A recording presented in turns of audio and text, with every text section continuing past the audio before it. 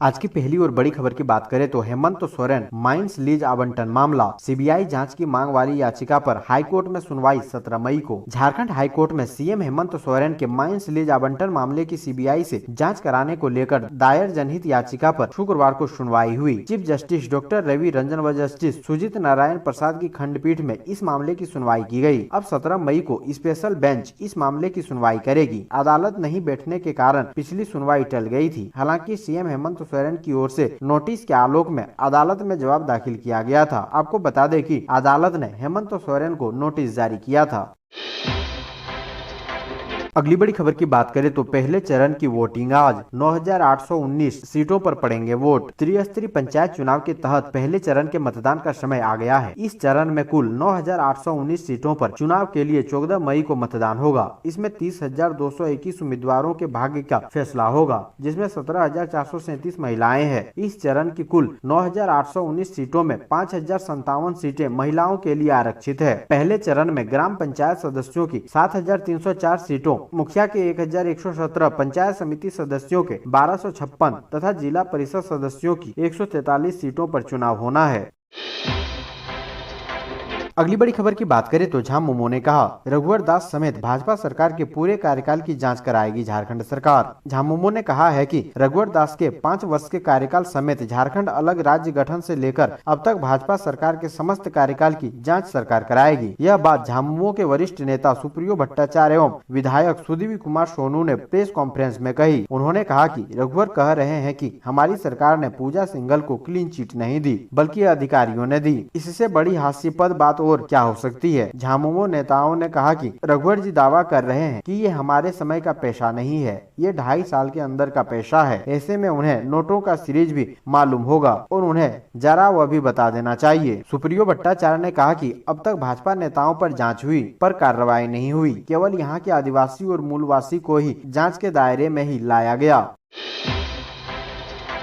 अगली बड़ी खबर की बात करें तो रांची में चलती कार में नाबालिग लड़की से सामूहिक दुष्कर्म, 5 युवकों को पुलिस ने दबोचा। रांची में नाबालिग लड़की को अगवा कर दुष्कर्म करने के आरोप में 5 युवकों को गिरफ्तार किया गया है। लड़की ने पुलिस को बताया कि इन लोगों ने 11 मई की रात को धुरवा के रिंग रोड से उसे जबरदस्ती अपनी कार में बिठाया था। रांची पुलिस ने इस मामले में शुक्रवार को सभी आरोपियों को धर दबोचा। राजधानी रांची के रातू थाना क्षेत्र में एक लड़की के साथ सामूहिक दुष्कर्म किया गया है। घटना में शामिल 5 युवकों ने दुस्साहस दिखाते हुए एक छात्रा को अगवा कर उसके साथ सामूहिक दुष्कर्म की घटना को अंजाम दिया। पुलिस ने त्वरित कार्रवाई करते हुए 5 अपराधियों को धर दबोचा है। सामूहिक दुष्कर्म के शिकार पीड़िता के मुताबिक वह गुरुवार की रात अपने घर लौट रही थी। इसी दौरान एक कार में सवार कुछ युवकों ने जबरदस्ती उसे कार में बिठा लिया। उसके बाद कार को एक रेस्टोरेंट के बाहर रोककर सभी ने उसके साथ बारी बारी से दुष्कर्म किया।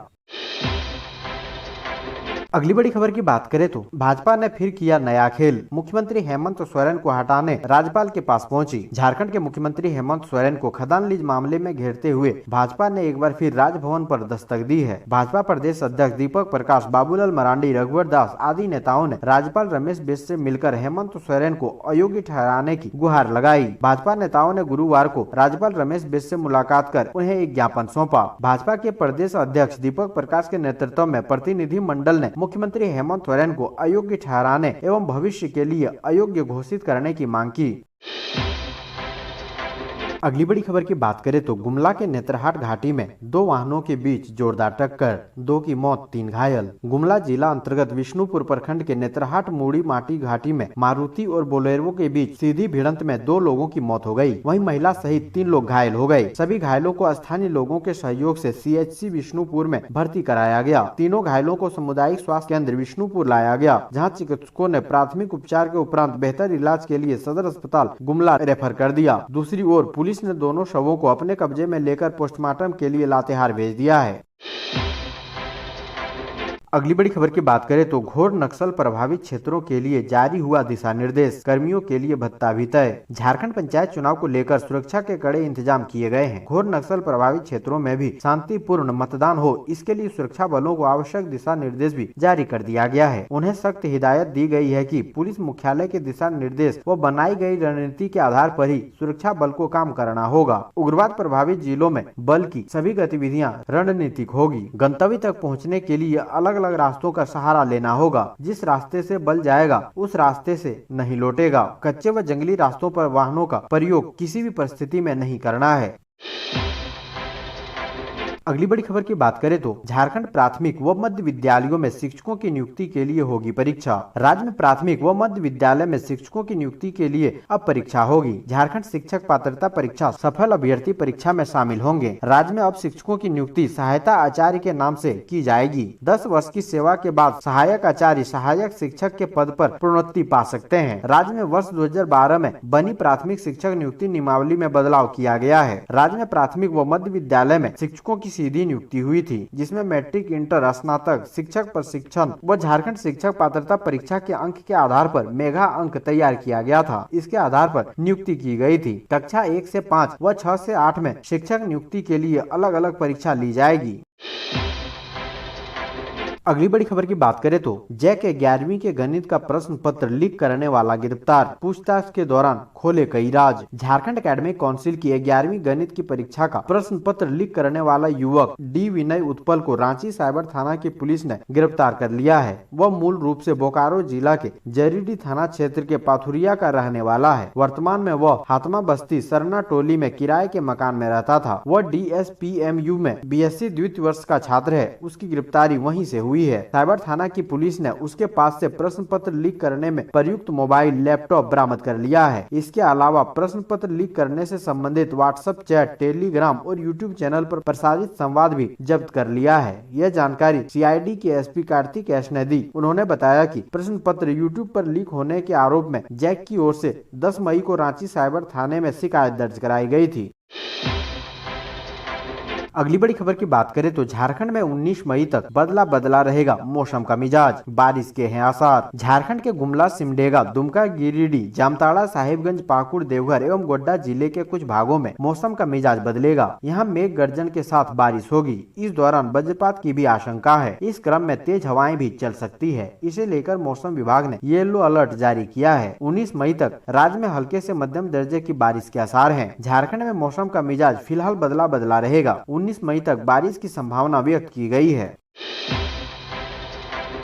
अगली बड़ी खबर की बात करें तो जैक 10वीं और 12वीं की परीक्षा का मूल्यांकन कार्य शुरू। शिक्षकों को एक दिन में जांचनी होगी इतनी कॉपी। झारखंड एकेडमिक काउंसिल की ओर से ली गई मैट्रिक व इंटर कॉपियों के मूल्यांकन कार्य शुरू हो चुका है। इस बार जमशेदपुर में कुल 7 मूल्यांकन केंद्र बनाए गए हैं। मैट्रिक के लिए 4 व इंटर के लिए 3 मूल्यांकन केंद्र बनाए गए हैं। जिले में करीब 1050 शिक्षक शिक्षिकाओं को कॉपियों के मूल्यांकन कार्य में शामिल करने के लिए जैक की ओर से ज्वाइनिंग लेटर दिया गया है। जैक सूत्रों के अनुसार इस बार जून के तीसरे सप्ताह मैट्रिक व इंटर का रिजल्ट जारी होने की संभावना है। जैक की ओर से अब तक ली गई मैट्रिक व इंटर की परीक्षा में एक दिन में एक शिक्षक से कुल 35 कॉपियों का मूल्यांकन कराया जाता था, लेकिन इस बार उन्हें एक दिन में कुल 70 कॉपियों को जांचने का निर्देश दिया गया है। इसके पीछे कारण है कि पूर्व में मैट्रिक व इंटर की परीक्षा 100 अंकों की होती थी, लेकिन इस बार सिर्फ 40 अंकों की परीक्षा हुई है।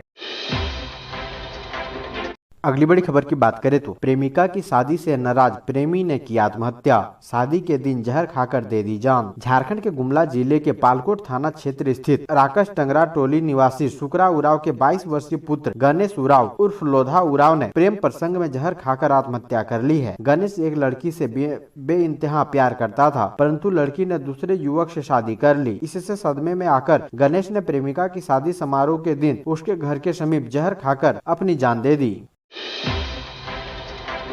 अगली बड़ी खबर की बात करें तो दिसंबर तक देवघर, मधुपुर और गोड्डा से खुलेगी 6 नई ट्रेनें। रेल मंत्री ने दी मंजूरी। दिसंबर 2022 तक देवघर, गोड्डा और मधुपुर से 6 नई ट्रेनों का तोहफा मिलेगा। गोड्डा सांसद डॉक्टर निशिकांत दुबे के प्रस्ताव पर रेल मंत्री अश्विनी वैष्णव ने नई ट्रेनों को मंजूरी दी है। इससे देवघर से कोडरमा, मधुपुर से दिल्ली वाया पटना, जसीडीह से दिल्ली वाया गिरिडीह कोडरमा, देवघर से बेंगलुरु, गोड्डा से पटना और गोड्डा से कोलकाता के लिए नई ट्रेनें खुलेगी। इन सभी ट्रेनों का शुभारंभ दिसंबर माह तक अलग अलग माह में होगा।